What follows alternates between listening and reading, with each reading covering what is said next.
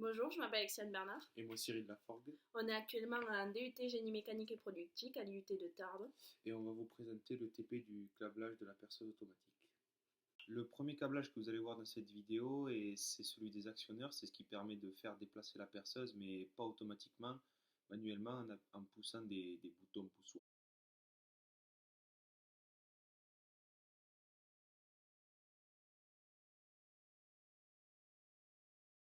Donc nous avons continué à câbler et là on s'est rendu compte que la perceuse faisait que monter et descendre.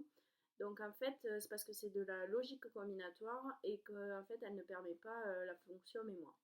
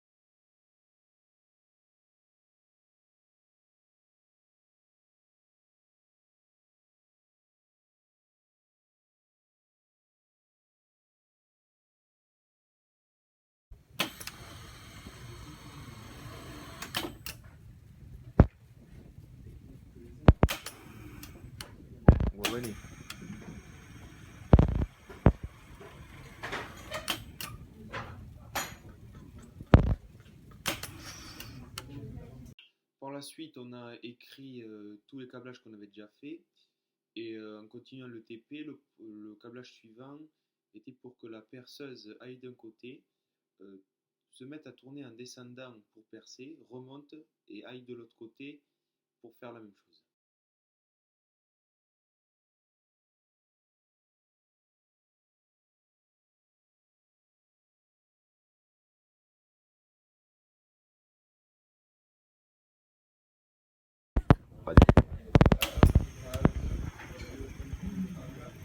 Pourquoi ça tourne?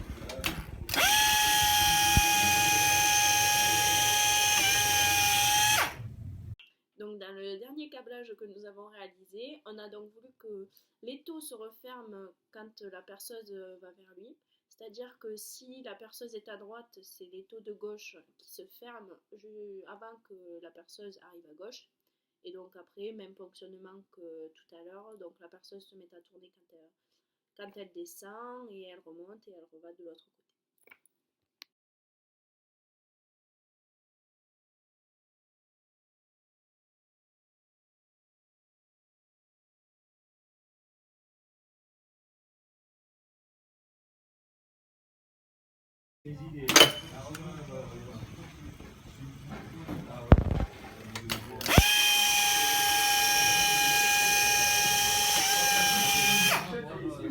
Après le dernier câblage, on a donc été en mesure de réécrire tous les câblages que nous avions effectués sur la feuille des TP, ainsi que d'écrire toutes les équations des actionneurs et des relais mémoire XA et XB.